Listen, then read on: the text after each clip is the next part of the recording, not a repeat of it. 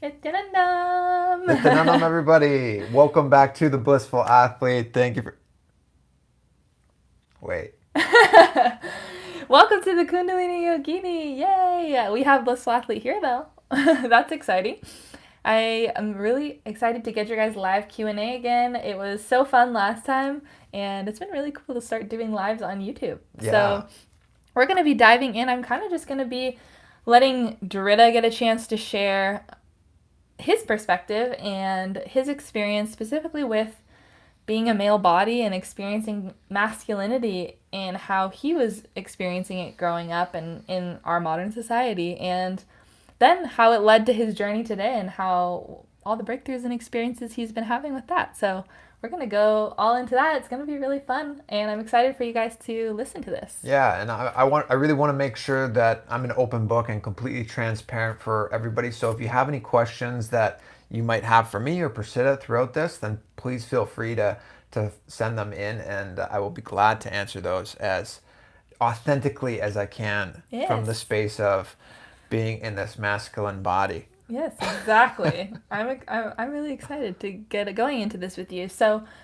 yeah, to start off, I really wanted to get your perspective on how you experienced masculinity in your life, and especially within, like, I think you are a really great example of the niche because you were in the sports world. You were in professional athletics even until your maturity. So, how that was for you and what that experience was of that really masculine energy and the impact that it had on you. Yeah, I mean, growing up in Canada, every young boy's dream is to play Yeah. professional ice hockey, and I was fortunate enough to almost get to the NHL and but play professional ice hockey, and but along that journey is a lot of masculine energy. Absolutely. You grow up in an environment where you're literally in a dressing room with 20 other guys all day, Every every day. day, and there's a lot of ego that's involved. There's a lot of competition that's involved. There's a lot of just logical strategy that's involved, and this is just all masculine energy. And anytime that you really feel like you have some emotions that you want to let go, like you're not doing that in front of anybody. You're not talking about it in any way. So Yeah. it's really it's only one side. You only have this masculine energy that you're going to be expressing. And so I didn't know it at the time, and nor did my teammates as well. But this whole concept of being more feminine and opening up to your femininity was something that you don't talk about. You don't bring that up because you're going to get chirped. And what I mean by chirping is guys are going to make fun of you. They're going to Teasing, call you yeah. out in the dressing room. That's just, it's fair grounds for hazing, really. Yeah, And so totally. nor at that time was I interested in being feminine. I was very proud and loved being a man and being very masculine and Yeah. like having a strong physical body. But now today, looking at where I am now, like I see the benefits of being more feminine and embracing my femininity and just really experiencing what it means to be both masculine and feminine. Yeah, I that reminded me of our experience when we were living in India, because I think really for the first time I got a really good look, even myself got a really clear look at how even culture to culture how different masculinity expresses and femininity expresses. And within India, one really I consider this really positive, beautiful thing that I witnessed was, and you probably, I think you noticed it too, obviously, like men are way different in expression than they are even in growing up in America or Canada. In the US, you don't touch other guys other than like if you're like kind of harassing each other, or like joking around with each other. But in India, men are much more close, even physically, Mm-hmm. with friends and siblings, brothers, family members, and they'll hold hands. Like they'll always be holding hands. And I remember the first time I went to India, I seriously thought like, are there that many gay couples? And I didn't even know, really, like from my perspective, I didn't even Yeah. realize. And women are the same way. They'll be very physically close. They'll hold hands with each other everywhere they go. They're really close and touchy, and lovey, and men are the same way. And I thought that was really amazing to see because that's like still taboo even in America. So to see that kind of progressivism is really cool to see in India. And I know India gets a lot of flack for gender stuff, but there's so many things that people don't know what's actually going on the ground, and so many progressive, what we would consider progressive ways of expression in India, and men are just not as loud and aggressive. I never have ever once been catcalled in India, and I have been catcalled too many times to even count in the United States. So it's a weird comparison, you know? Yeah, And I'm it's sure you interesting. observe that as well. Like, Yeah, well, I mean, the first thing that you'll notice when you go to India is how many guys are holding hands. Literally, just like they'll be standing there and they'll just hold each other's yeah, hands while they're it's so talking. cute. There's this deep physical Close, more closeness. than a physical connection. There's just a deep connection that's happening within them. That's the feminine energy that they're allowing to express that you don't see anywhere in the In West. the West as much, definitely Now, not. I would say, being a professional ice hockey player in the in that environment, when you get to know a group of 20 guys like so well, there is a closeness, there is a Yeah, brotherhood where I sure. mean, you shower together, like Yeah. you're doing everything with these guys, and so you do feel like a deep connection in the sense that you can be a little bit like, you can, give the guy Yeah, like, yeah, of course. what do you call it Slap. when like you do like this, I don't it's know. like a handshake hug, like that's a thing, like a bro hug or something like that.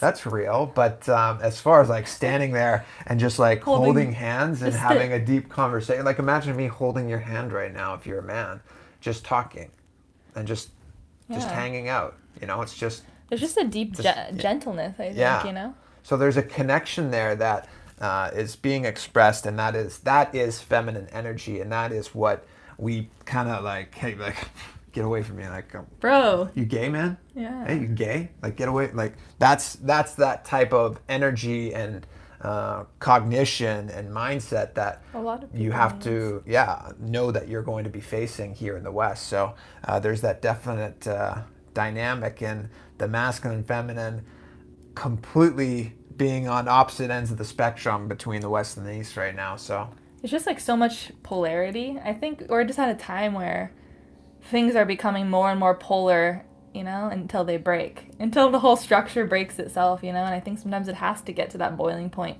But I think the West is really a showcase right now of gender coming head to head in that polarity. But at the same time, it's amazing because there's also this unseen awakening happening. There's like an unseen awakening happening with so many men and women and whatever that you want to call yourself, the spectrum that's awakening, and people are understanding that they have freedom to express their gender identity without so much of this black and white, and their sexuality as well. And I think even especially in the spiritual path, it's amazing like for me even to be a witness to the men growing and evolving and changing and coming into so much of that feminine balance, that feminine energy and gentleness and just expression, and that also getting to complete what they haven't gotten a chance to do in a really long time, you know? yeah, And to see like men being able to just, you know, we talk a lot about the oppression that women face, which is very much, it is real. It's something happening for sure. At the same time, there's also a lot of you know, pain points that are being targeted towards boys and men and how they're being raised, you know, and again, especially with the expression of emotion and the aftermath of that in their lives, in their relationships, their intimate relationships. And so it's really amazing, and it makes me excited to see that opening up for you guys and to be able to have that freedom of expression and feeling like you can start to do that and step into those expressions, you know, in your life. is that a question or No, what you're what's your just? what's your experience been? Oh, I mean, I feel like I've only been expanding and growing spiritually because of this. The deeper I connect with my feminine side, and the more I disassociate myself with this masculine, hard nosed approach to life, the more I feel connected to the divine, not just outside of me, but within me. Whether it's my awareness expanding, my love for others growing and being nurtured, and even my love for myself. I truly, I see those three dimensions really Yeah. flowering in a sense. Mm. You see how I use that word flowering too? That's not something that men use normally, and that's not something I would ever normally use, that type of term. But that type of consciousness is now expressing from me using that type of terminology even. And so I'm noticing that very much so in my day-to-day life. And I can say that, I'm only experiencing more joy and bliss because of embracing Yeah. that feminine side. What would you say has actually helped you the most with getting in touch with that energy inside of you? Well, I think you, for sure.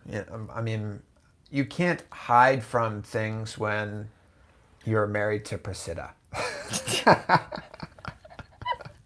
I was thinking you were gonna say yoga, but me works too. Yeah. And it is both. I mean, Yeah, of course. ultimately it's our guru showing me things through you, and you not allowing me to escape from certain things where I think when you're a single male and you don't open up to others about your emotions, it's really easy to just like not look at them and not Um, pay attention to them. And that's something that I definitely got caught with my whole life. Now, though, having this understanding that not only am I in a relationship with somebody that I can open up to about anything, but ultimately I feel always in this space of just like this comfortable womb almost. So I can open up to my guru, to the divine, to you, and really start to acknowledge things, which is the first step, I would say. And some people might be able to acknowledge, hey, I have this pattern, there's something wrong with me, I see it, I sense it. But to then start taking steps towards it, that's where I've noticed yeah, the most difference. difference. Hmm. Yeah. That's awesome. What about with your spiritual practices? Have you experienced that connection with the divine feminine or Yeah. that aspect of balancing yourself in like a yoga or meditation or any other Yeah, practice? yeah. So I just did a post a few days ago on my Instagram talking about being feminine and how that's empowered my yoga Oh practice, yeah, yeah. because right now I'm working on not Mayurasana but one-handed Mayurasana. So I have one hand on top of imagine if you've seen every my pictures, the Shiva Stamba pole, really tall pole. I want to be able to do single-handed Mayurasana on top of that, and so I have these base blocks that I'm practicing on. And what I've noticed is that I need to be so present, so aware of my balance and my body, and that is only feminine energy. I know this without a doubt, and I've trained. Again, I'm a former professional athlete. I've trained in a lot of different modalities. I've tried everything. There's nothing like, in my opinion, working on balance, working on a pole, working on a rope in the form of yoga. So it's not just like, I'm Yeah. playing on a pole, it's yoga. You're uniting with the cosmos, you're connecting to the deepest layer of yourself.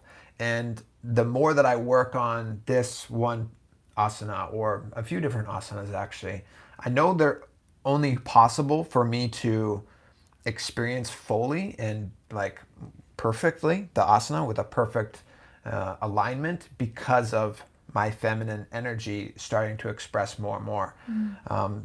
The way I would approach it is like it takes the masculine energy to I think just put yourself into the situation and just Yeah. do it and get there.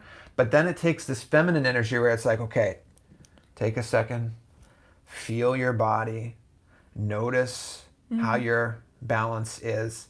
And if you're slightly like, if you're starting to lose your balance, it's not like, huh, and I gotta straighten out. I gotta catch myself. No, it's very feminine. It's like, Tuning in. okay, I'm losing my balance. I need to slowly adjust. And this is a feminine energy that I know when I'm expressing and exploring that dimension with asanas, it then transfers into my day-to-day life, and I can express that side of me Yeah. Love because I've it. tapped into it through Yeah. yoga.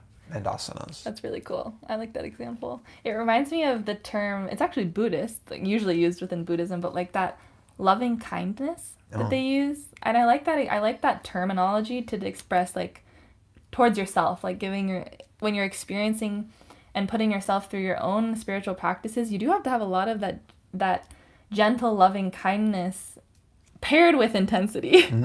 You know, like it has to be a blend of both that drive and intensity and action, but that loving kindness to the self and to others. But Exactly. yeah, it's a cool example. Very cool. Should we go into the questions? Sure, yeah. Anything else you wanted to add on? Prasiddha said I wasn't allowed to make any handsome jokes, but I feel like we're talking about masculinity. You got me on the channel. I like to joke around and make a lot of like handsome jokes about myself and being handsome. So I think that's still an aftermath from his past life in hockey world. I have to acknowledge the road that I've come from. So yes, so true. That's true. That's true. And that's my masculine joke. Just it, acknowledging that I'm handsome and saying, "Hey, I look handsome today."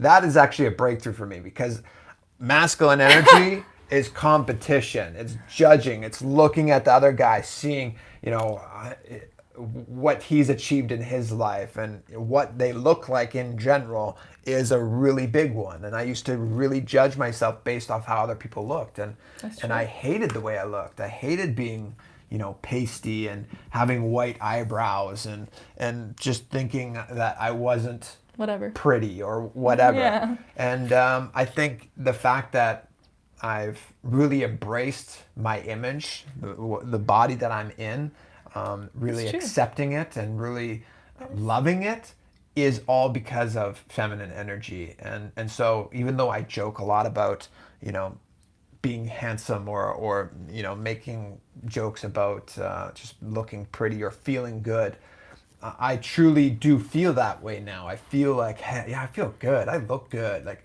and I love doing that self-talk every now and then because that's a feminine aspect within me that I've really learned to embrace, and I'm so grateful because of that. That's very true. I like that angle. Thank you for sharing that. It's important to have that self-love and confidence, you know? Yeah. Okay, we're getting to your questions now, guys. Thank you for your patience and tuning in. When are you guys going to be parents? Hitting us hard right away.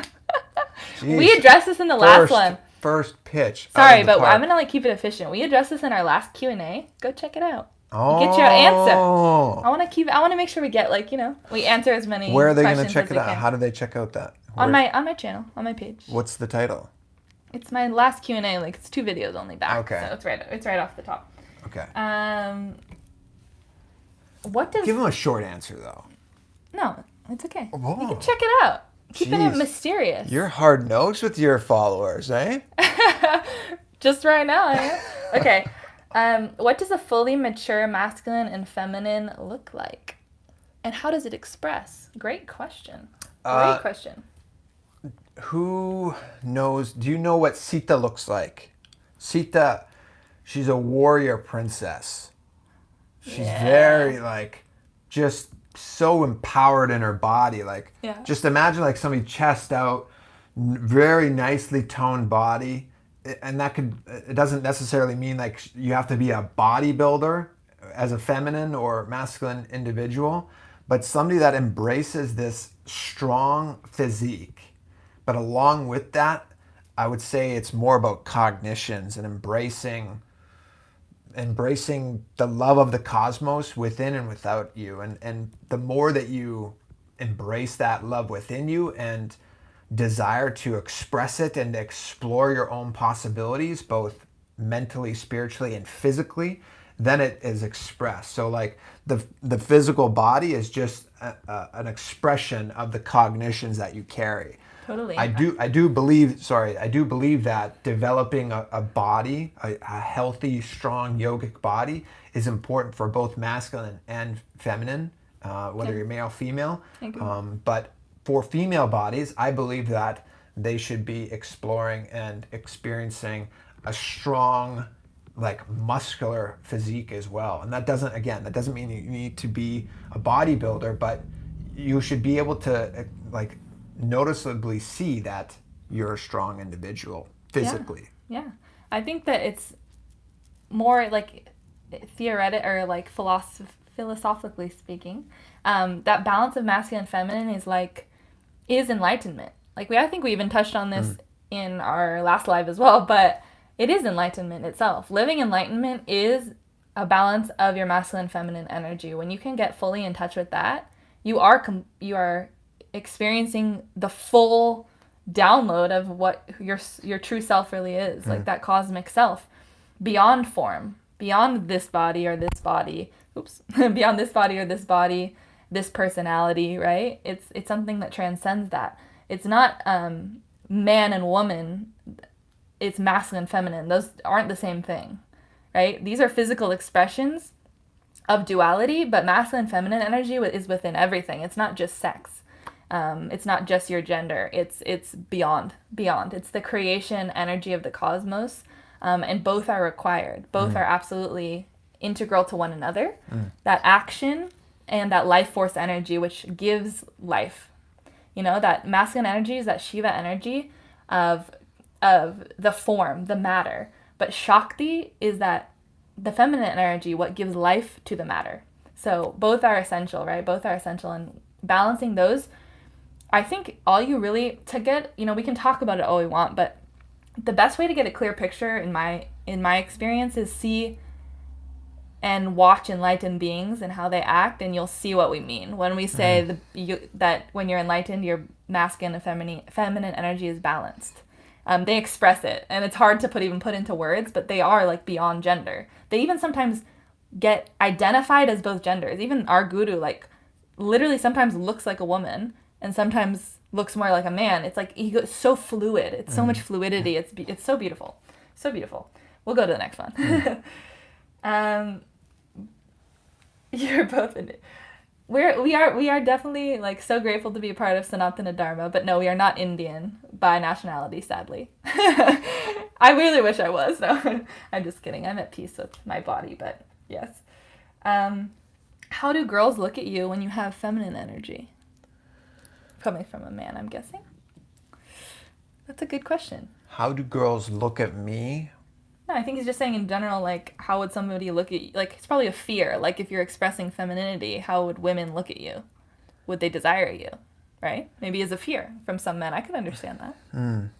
Ultimately, I mean, depending on who it is, really, but people do pick up on certain energies, certain cognitions, and they can sense things. You have that natural intuition.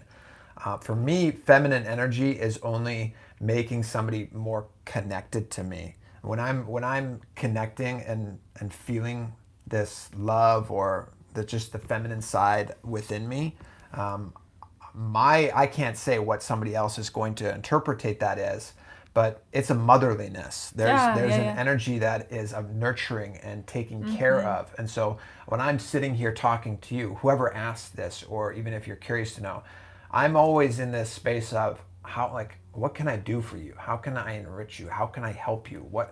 That's a very motherly energy. And so what I'm projecting, if you truly had that clear perception and there's no corrosion in that frequency that I'm emitting, you might feel very warm and feel like you Yeah. can open up to me, and there's Yeah. Trust. just trust me, yeah, and just know that, oh, this person, I feel like he is here for me if I wanted to open up to him. Mm-hmm. You have that natural intuition, I Yeah. believe, to pick up on I that. think it's like a deep friendliness. Deep friendliness, Like, yeah. yeah, it is. There's no other way to put it, I think, other than the motherliness. It's when you really grasp that concept of the Divine Mother, I feel like all problems are solved. If you really want to simplify it, whether you're a female body or a male body or anywhere in between, if you embrace Cosmic Mother, you will be balanced. I really feel that. Like, because most of us, just in general, our collective consciousness is masculine based. You can see the reflection of that in our society. Masculine consciousness has been taking headway for many, many generations, many centuries of human consciousness. And so we all actually are almost, in a way, lacking that connection to feminine. I think when we embrace Divine Mother, problems are solved. Yeah. It taps us into the ultimate motherliness of the cosmos, and that's both, actually. It taps you into both masculine and feminine. So it's kind of like a secret key. Even Swamiji has said, I think, like, just focus on the, like, divine feminine, because it's like a secret key to everything else. It's like a password to everything. And it's a beautiful meditation. It's a beautiful way to live, to just Connect. like take a second, just cognize like this whole universe, this whole planet, like you're like wherever you are right now, just know like there's like a force field out there that is like your mom, that is literally like, what do you need? Like, are you crying? Like, here you go. Like, here's some milk. Or it is always just there, ready to take care of you, no matter what, unconditionally. Yeah, unconditional love of the cosmos is that force, you know, and it's like immensely beautiful when you tap into it. And I think it does. It just resolves any tensions you might have about your own self and identity. Thank you, John, for the compliment. We've definitely grown a lot in our own yogic path towards embracing. He was just saying about like embracing our gender and masculine feminine balance, and he says like we kind of make it indifferent to us, and I think that's really beautiful. That's a beautiful compliment. I definitely think we have, of course, a ways to go, but it's been amazing how much liberation has come with embracing all the aspects of myself, I can say. And I know you already kind of touched on that for yourself, but it's been very liberating to. It's ultimately an acceptance of who we are. You know, I'll just open up with you guys, like I felt for most of my life, I'm not even kidding you, my inner space, all the time I felt like there was this person that I was putting on, like a show I was putting on for people of being a good girl, a nice person, a kind person, and loving person. And I was like evil on the inside. I seriously had it programmed into me that I was like, there was just darkness in me. And I had all this guilt. And there wasn't even a reason. I'm not even kidding. I'm not just saying that. There wasn't like, I didn't do anything like that would have made me feel that way. But it was this like self-hatred. Like I had this self-hatred. And it was definitely, I think, a part of my religion, yes. Yeah. That I had this guilt and that feeling that I was wrong. That some part of me was unholy, like was wrong, that was programmed into me. And a huge healing of that has been embracing all the aspects of me. That it's okay that I feel masculine sometimes, that I feel strong and powerful sometimes. Just because I'm a female body doesn't mean I can't feel that way. It's okay that I feel like a leader, that I feel brave, you know, and accepting those parts of me, those strong aspects of me. It's okay that I sometimes don't feel that way and sometimes feel, you know, embrace the motherliness of myself. But yeah, it's been a huge journey of acceptance into who I am. And it's okay that I love whoever that I love. I had a lot of self-hatred around even like my sexuality and thinking like I was supposed to only, like what was wrong with me, because I was attracted to women like my whole childhood. And so I thought that was wrong too, you know, I thought that I was evil for that. And so just embracing all that has been a huge healing process. I feel so blessed to have been guided this direction by my guru to look into it and embrace it, you know, and heal from it, for sure. And with that being said, I just want to make a note that feminine consciousness is the future of humanity. Embracing feminine consciousness, whether you're a male or a female, should be an absolute priority in your life. Like you are, I shouldn't say you, that energy, that consciousness is the future leaders of humanity. And I think this is really exemplified in our Guru's Sangha. The female bodies in the Sangha are the leaders. They are the most powerful beings I've ever met. And again, this isn't like, I'm using the word powerful. I may be able to bench press, 300 pounds more than them and be able to like just do things because I'm like, like that stupid masculine energy. But it's female consciousness that is so powerful and truly making major shifts and changes in the world. So I just wanted to put that in there too. Yeah, thank you. That's beautiful. That's beautiful. Thank you, Nicholas. He said that it's a sincere thank you from a Buddhist. It's really nice learning about Hinduism from you. Oh, that's beautiful. I really nice. Appreciate it.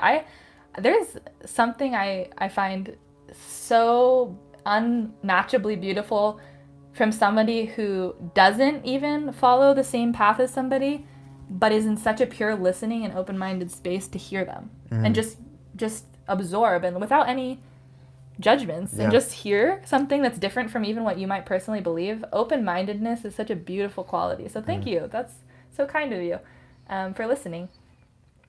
John was asking, are you ever frustrated with anything in embracing your masculine energy? Am I ever frustrated with anything in embracing my masculine energy? I'm not following the. What are you asking Yeah, exactly? maybe we can get a follow-up clarity. And then we got asked, like, what about my masculine side? Yeah, I think I kind of touched on it, but I have definitely a ton of masculine energy. And, naturally, I always have. I would say, if anything, I had to embrace more of my feminine energy. Funny enough, like it doesn't always correlate with your outer look. Mm. A lot of times, female bodies actually are more masculine energies, and male bodies can be more feminine energies. My brother, extremely feminine Yeah. energy, masculine body. I'm a female body. And masculine energy. I'm sure we took birth for just to have some fun with each other on that one. But yeah, I definitely have had to learn to actually just like heal the masculine side of me, and so it didn't exert itself by force, if you know what I mean. It's like anything unchecked can get unhealthy. I would say I had to like make sure my masculine energy wasn't too strong and overpowering, because I had that tendency for sure. So I'm still working on it, but that's definitely something I actually have to kind of like work to balance in my own life. Your brother is a really great example Yeah. of being just so openly feminine in a male body, but he's not gay or homosexual. Like he's just a down to earth, loves you like so wholeheartedly. Doesn't matter if you're male, female, and he just radiates this love for you that is so feminine. Yeah. I'm not saying it's so feminine, but it is just the essence of feminine consciousness. Yeah. I don't know if he would identify as anything. If anything, he would probably also feel like maybe bisexual, but Yeah. he can always address that. But yes, he's a very feminine, and the labels also are kind of redundant, anyways. Yeah. We all know that to some level.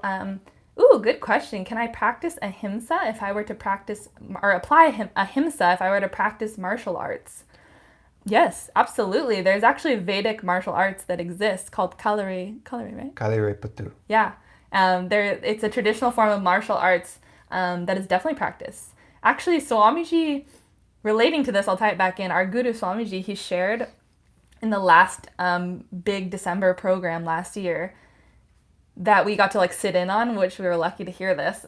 It's not like publicly on any satsang, but he was sharing that female bodies, in order to balance your masculine energy and feminine energy together, you actually need to do aggressive physical exertion. Like he literally used the example of martial arts, karate, like or rope yoga, like what I teach, and what I was specializing in there, Kundalini Raju yoga. These types of really like powerful exertions of energy. And yes, so it can be really balancing for the feminine consciousness and the female body to actually up that powerfulness and that kind of aggression, but aggression in a complete way. It doesn't. Sometimes we have a bad cognition of the word aggression, but he meant it in the sense of like it's a powerfulness. And I would say maybe that's why, as a hockey player growing up, were more open with our sexuality and that feminine energy a little bit more so than the common male body that you would Yeah, like I meet would at say high so. school that maybe wasn't an athlete. And I think that's probably the exact reason why, is because you train your body Yeah. so hard. There's an aggression that you're embracing within you, and thus it's expressing this other dimension, this other component within you. That makes total sense. Yeah, that's so true. Great question. That's very cool to think about. Does pure listening awaken feminine energy? Yes. So pure listening, that's going back to the example that I gave with the yoga asanas, specifically some more intense balances, postures. That is a space of pure listening. So I'm diving so deep into my body and listening to my balance. I'm not judging it. I'm just assessing, or not, I'm just like seeing. I'm just with it. And that type of space, that type of consciousness is feminine energy. Just Yeah, being there. totally. And you get this. This is that motherliness. It's like, if you're a female body, you might be thinking of a friend that you always can open up to, and that she'll just be there for you and just to listen. That is such an incredible quality of females that I would say the majority of men don't have, or Have a maybe, lack of. yeah, they're lacking in that area, that you see so beautifully in females. So listening is 100% Yeah, female quality that that's a can be great really embraced. yeah, that's a great question, or like observation, I should say. That's really interesting. Okay, what is the next question we got here? Sorry, my laptop just died. Okay. Yeah, I know. This is our microphone for the both of us. LOL. Somebody, Yeah, somebody was like, I like the mic attached to Jorda's shoulder. Yeah, we're getting there piece by piece. We're we're getting working on it. We truly do want to give you guys good quality content as well. We want to up our quantity also, and so we're doing our best. So piece by piece. just deal with that for now. I know I have to. Okay. Oh, so funny. So someone asked, can you speak on the hemispheres of the brain and correlating with the different sides of the body? Ooh. So that I don't know if I want to personally speak on that. Maybe you do, but I would correlate that to what I do know about, which is that the understanding in Sanatana Dharma is the left side of your body is the feminine energy side, and the right side is the masculine energy side.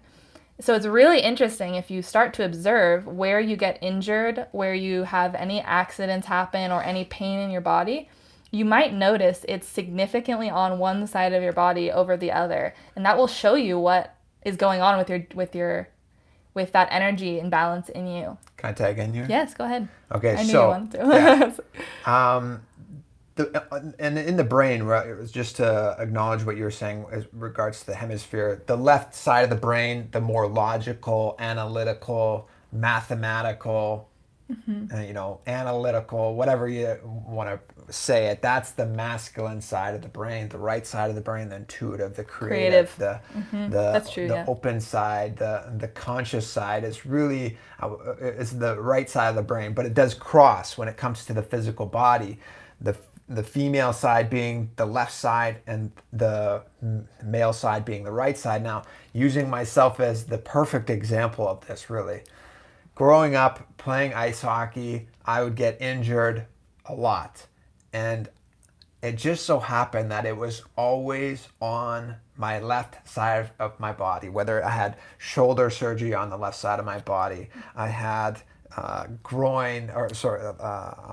sports hernia on the left side of my body, knee injury on the left side of my body, broken wrist on the left side of my body. So the left side of the body Clearly was calling out for help. took a lot of hits, right? It was this calling, and when one can say that, this is just, by accident, like I just would happen to get hurt on that side, but there's no such thing as coincidences, Yeah. even in the world of sport. If you're getting injured on the left side of your body, it is your female side just screaming out that, look into me, give me some attention, infuse some consciousness into this aspect of you, because you're completely ignoring it, so much so to the point that I need to physically injure this side of the body so you can just infuse your awareness into the pain so I can get a little life here. Get a little love. So true. Yeah. So cool. The side of the body is very interesting when it comes to masculine, feminine. The body is extremely intelligent. Yes. It knows what to tell you, that's for sure. Yeah. So Darshan was asking, it was hard to explain to my parents about living a Hindu lifestyle. And how did both of your parents respond to your new Hindu lifestyle? Yeah. At first, my parents were concerned. All of a sudden, I came home after one season of playing hockey, and I was like, I'm gonna go to India, and I want to meet this guru. And they were concerned because I had just come off of depression, and they were worried about my mental health. And so my mom actually went to India with me and took the program with me, just out of One, it was more that because I asked her, I said, "Do you want to come?" And she was just so taken back by that. And so I included her in the process, which I think helped out tremendously. Yeah. And just being as transparent as possible with my whole family in the decisions that I was making and the being that I was becoming. But at the same time, acknowledging that, they're probably not going to understand some things, and they might not even want to hear some things, and that's okay. That's entirely their choice. But for me, I had to make decisions for myself, who I was as a being, and the truths that I was discovering and experiencing for my own life that I just couldn't ignore. And whether it was my family, my best friends, and anybody, I just really had to be true to myself. And so if you're struggling with, what your parents might be thinking, or you're just worried about what others might be thinking. I mean, going out in public and having a bindi on your forehead it's like right away you can see there's something different with this person when somebody looks at you. And you really just have to embrace who you're becoming and the truths that you're discovering about life. And the more that you do, the more self-love grows, and the more joyful and blissful Yeah. you are for no reason at all. Yeah, exactly. In my experience, the more I always tell people this because I see a lot of times people want to shut down or just say, I see wrong advice being given, like, oh, if your family doesn't understand you, yeah, screw them. Like, get out of there. That's toxic. It's like, no, the more that you stay in your powerfulness and continue to authentically do whatever you can from your side to share authentically just what you're experiencing and learning and going through without any agenda. Like, not trying to teach anyone or convert anyone, just sharing authentically what you are experiencing and learning and going through and how it's helping you. I guarantee you, just with that plus a little bit of time, a little bit of beautiful time in between kala, you will get healing. Whether somebody understands you now or in 5 months or in a year or in 5 years or in the next birth, it's okay because the truth always gets revealed. People learn when they're meant to learn, and it's just our goal to be at peace with it. It's our job to be at peace and acceptance with it, wherever somebody's at. That being said, if somebody continues to be in your life and is like harassing you or abusing you for your beliefs or your life path, yeah, you might want to create some space. You might want to have some akasha between you guys. I love all these. Gotta throw in my Sanskrit. I wish I could just speak Sanskrit because I don't like English, but you gotta add that. Sometimes you do need space, and that is a healthy boundary, and you have to navigate that for yourself. But I would say with people that you know are going to be in your life, your parents, like for most of us, you want to have them in your life to some extent. And maybe some people don't, but for most of us, I think we do. We want them to be in our life to some extent. We love them. And so what I've experienced is in the beginning, it was hard. It was shocking, of course. But over even the transformation that has happened in my family within 5 years is miraculous. So like literally miraculous. So I've seen that happen with so many of my friends, so many of our spiritual community. Just do your level best to always come from a space of love and sharing. Don't feel defensive. Don't feel like you need to assert your agenda on somebody else or teach them a lesson. That's never going to get you anywhere. Just share authentically what you are experiencing and going through and how it's helping you. That's all. No agenda. And continue forward with what you need to do for yourself. And you'll see time really does heal a lot of things too. How many years we took to know the Hindu culture. I can really say for this one, it wasn't just like time, it was also our space. We were learning directly from a living enlightened master, which is such a rare thing to experience in life. So we learned about Sanatana Dharma directly from the most authentic source possible. Literally living it, breathing it. Our entire life was only Sanatana Dharma for the last 2 years, 3 years for Drita, and just learning directly under a master. So there's nothing that could compare to that kind of training and that download, so to speak. I think that obviously accelerated our knowledge of this path, and yeah, we're so grateful for that. Yeah, and I would even go as far as saying, like, there still is really no knowing, Sanatana Hindu Dharma. That for me, it's just a continuous discovery of what it is. I can't say that I know everything about Hinduism or know everything about the lifestyle. I do know a lot of things, and I do live and embrace a lot of the teachings, but to really know something or to know Sanatana Dharma is such a deep, deep statement, really. And I feel like there's no way I could possibly say, yes, I know it all, Yeah, it's literally like what it is defined as, the eternal path. Like you Yeah. can never get to the bottom of the hole with Hinduism, and that's why I'm a Hindu. No joke. Like I'm in a very intellectual seeker of knowledge, and in every other path, the reason why I ended up here, honestly, was that I got to a dead end. I got to a dead end with Christianity. This is just my experience. I got to a dead end with Christianity.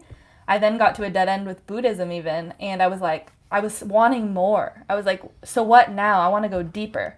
Hinduism was that depth. And it continues to be. It's like you keep digging and there's always Yeah. more and more and The, more and more and more and more. You can't get to the end. yeah. Like, that's why I love it. The bottomless rabbit hole. So juicy. So juicy. Okay, we have so many comments. Thank you guys for the interaction. I'm just trying to like sort through this. I want to answer like as many as we can from as many people as we can. And thank you guys all for your love and support as always.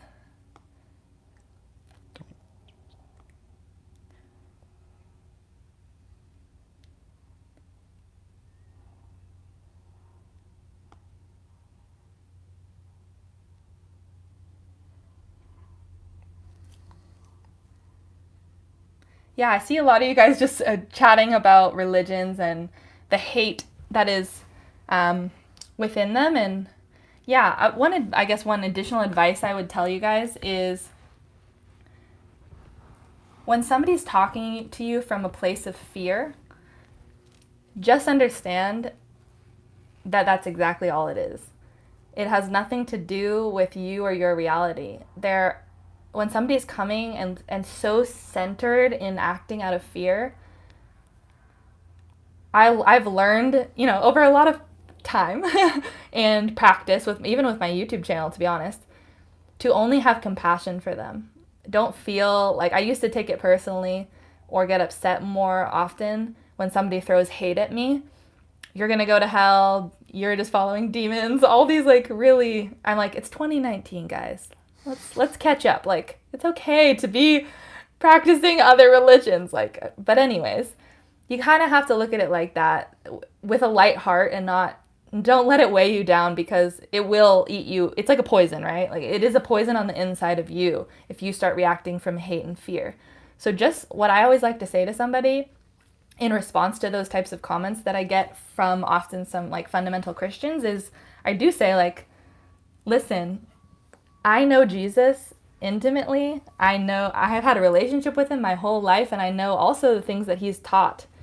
And sometimes I'll even cite certain examples, and I'll just say if you're not operating out of a space of love, you might want to just take a step back and look in to what it is you believe. If you're truly living out of fear and you think God is based on fear, then I would question what you're being told. And that's all I say.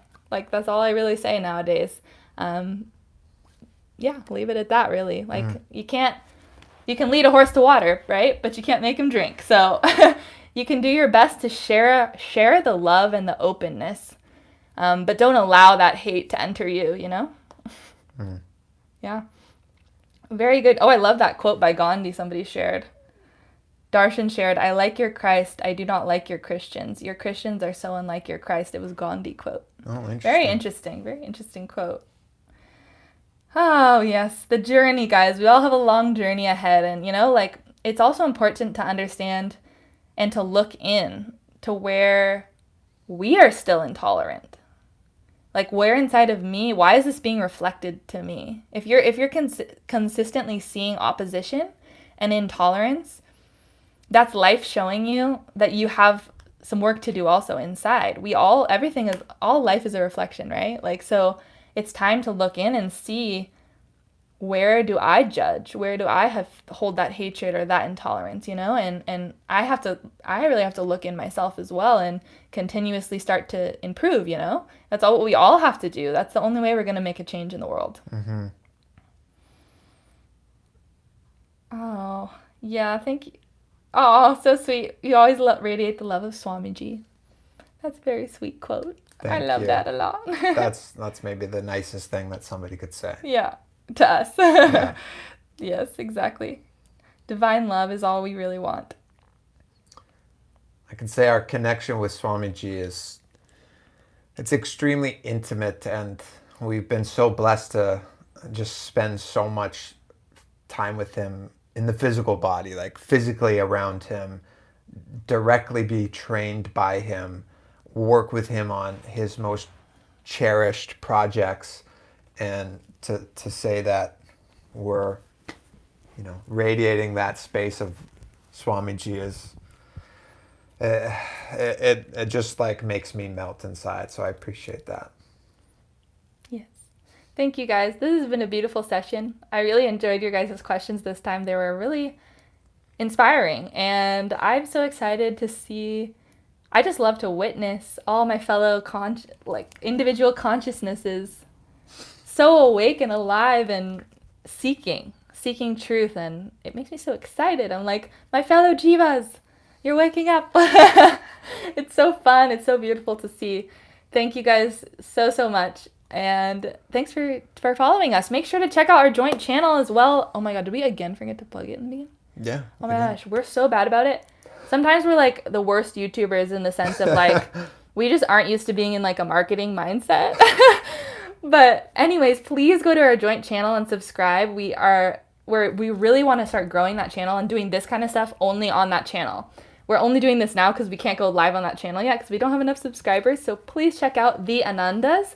It's a featured channel on my page as well. So if you just go to my YouTube channel, Kundalini Yogini, you'll see The Anandas is a featured channel on the right-hand side.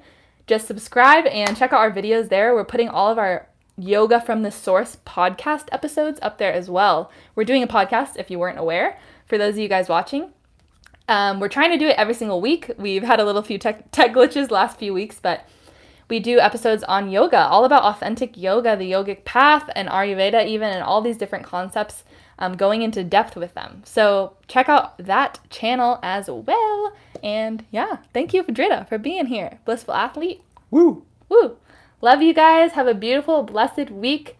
And you can comment on this video below if you have further questions after we tune off this live. Yeah. Okay, guys. Nithyanandam. Nithyanandam, everybody.